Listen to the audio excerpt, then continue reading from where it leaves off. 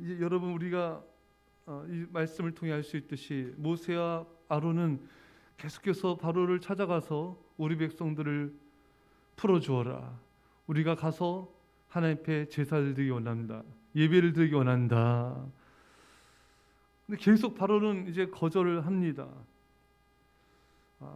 근데 이제 이런 하나님의 놀라운 기적과 이적 때문에 어쩔 수 없이 이제 조건부 허용을 해요. 바로가 모세 아론을 불러 이르되 너희는 가서 이 땅에서 너희 하나님께 제사를 드리라. 그러니까 애굽 땅에서 예배 드리라는 거예요. 그러니까 애굽 땅에서 예배를 드리는 한 예배를 드려도 좋다. 하지만 여러분 이 모세는 이 바로의 조건적 양보를 받아들이지 않았습니다. 왜? 애굽 땅에서 애굽의 제물로 제사를 드린다면은 하나님께서 몹시 증오하실 것이며 또한 자신들의 제물로 제사를 드리면은 애굽인들이 미워할 것이기 때문인 것입니다. 따라서 애굽 땅에서 제사 드릴 수 없다 거절했습니다. 그러니까 이 모세와 이스라엘 백성들은 하나님을 노엽게 하든지 애굽의 감독관들을 노엽게 하든지 둘 중에 하나를 선택해야 했습니다. 하지만 모세 아론과 백성들은 결코 하나님을 노엽게 할 수 없었습니다. 따라서 우리는 애굽 땅에서 예배드릴 수 없다. 온전한 예배를 드리겠다. 여러분 우리는 하나님도 세상도 동시에 만족시키려고 해서는 안 됩니다. 하나님도 사람도 동시에 만족시키려고 예배를 타협해서는 결코 안 되는 것입니다. 여러분 많은 사람들이 사람들을 만족시키고자 믿음을 저버리고 불순종하다가 인생이 몰락하는 거 많이 보게 되죠. 여러분 이 사울왕도 하나님의 말씀에 불순종해서 이런 일들을 행한 것들이 사람을 만족시키기 위해 했던 것입니다. 사람을 백성들이 싫어할까봐 백성들의 눈치를 보느라 백성들 만족하고자 이 불순종한 거 우리는 성경을 통해서 많이 보았습니다. 여러분 이 나라의 지도자들이 백성들을 만족시키는 포퓰리즘 정책을 펴지 않게 하여 주시고 오직 하나님의 뜻대로 하나님의 정의대로 하나님의 공의대로 이 나라를 다스리게 하여 주십시오. 빌라도도 예수님이 의인이라는 거 알았죠. 하지만 이 백성들이 폭동을 일으킬까 봐 그렇게 되면 여러분 그것이 로마 황제의 귀에 들어가게 되고 또 자신이 그 책임을 지게 돼서 그 빌라도 총독 자리에서 내려올 수 있지 않습니까? 그래서 자신의 이 안위를 위해서 백성들을 만족시키고자 예수님을 십자가에 내어준 것입니다. 여러분 사람을 만족시키고자 하면은 하나님의 말씀을 저버리게 됩니다. 사람들을 만족시키고자 하면은 불순종한 길을 가게 되고 인생의 몰락의 길을 가게 되는 거예요. 사랑 여러분, 우리는 사람을 만족시킨 자가 아니라 하나님을 만족시킨 자가 되어야 됩니다. 바울도 갈라디아에서 고백하지 않습니까? 내가 사람을 기쁘게 한 자가 아니다. 내가 사람을 기쁨을 구한 하나님의 기쁨이 아니라 사람의 기쁨을 구한 자라면은 나는 그리스도의 종이 아니니라. 여러분, 우리는 하나님 편에 언제나 서야 됩니다. 언제나 하나님의 만족을 구해야 되는 것입니다. 그래야지 믿음의 길을 갈 수 있는 거예요. 여러분 우리가 다윗을 통해서도 이 다윗은 사람을 만족시킨 자가 아니었어요. 여호수아 갈렙 역시 사람을 만족시킨 자가 아닙니다. 이스라엘 백성들 전체가 다 반대했잖아요. 가나안 땅에 들어가지 말자. 하지만 여호수아 갈렙은 아니다. 하나님 우리 함께 하신다. 저도 우리 밥이다. 그렇게 많은 사람들이 반대하고 돌을 치려고 이렇게 생명의 위협을 느끼는 순간에서도 하나님 편에 서서 하나님의 기쁨을 구했습니다. 여러분 정말 이 별내 이 정말 8만 명 넘는 사람들이 돌을 들려 치려고 하며 반대하면 여러분 믿음의 길 하나님을 만족시키는 그 믿음의 길을 갈 수 있겠습니까? 여러분 뭐 8만 명이 아니라 그 주변 가족들의 눈치, 주변 사람들의 눈치 이것들 때문에 우리가 하나님의 법도를 어겨서는 안 되는 것입니다. 사랑하는 여러분 언제나 하나님을 선택해야 됩니다.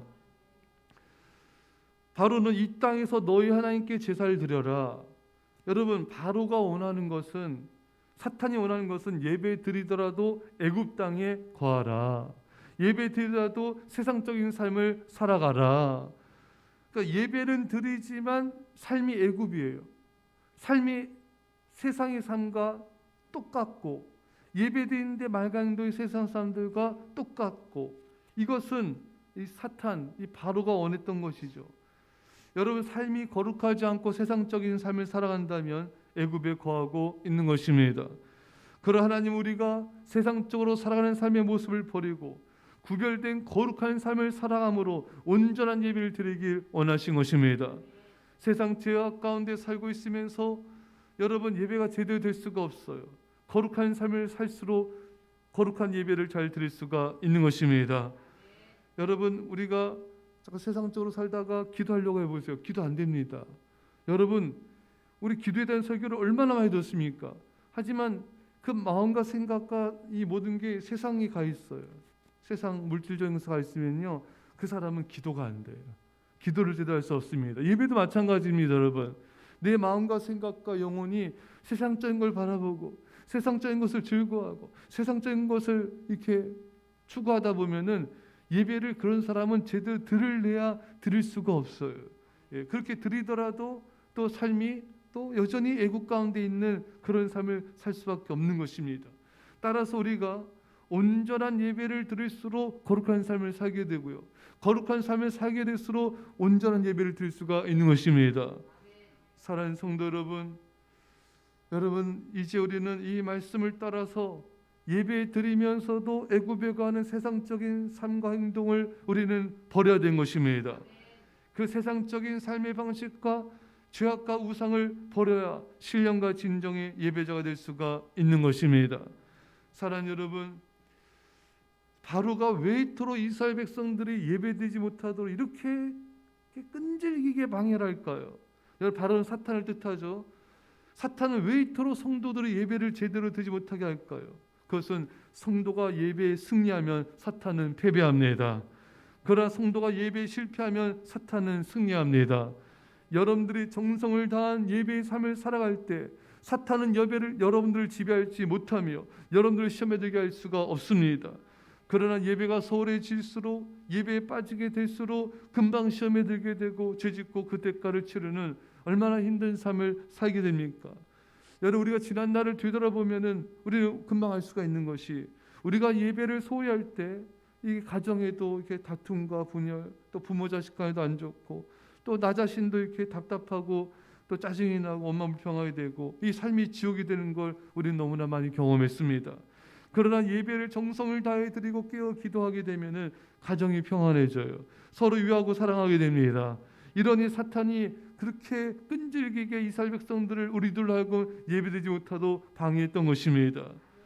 사랑하는 여러분 우리는 온전한 예배자로 주 앞에 나갑시다.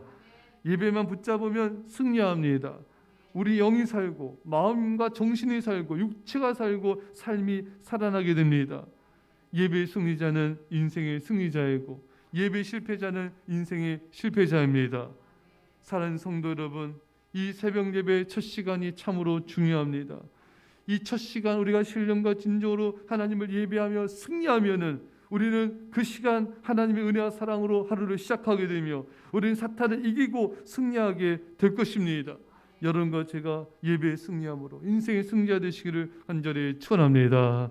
기도하겠습니다. 사랑의 아버지 하나님, 사탄은 너희가 예배드리되 애굽에서 예배드려라.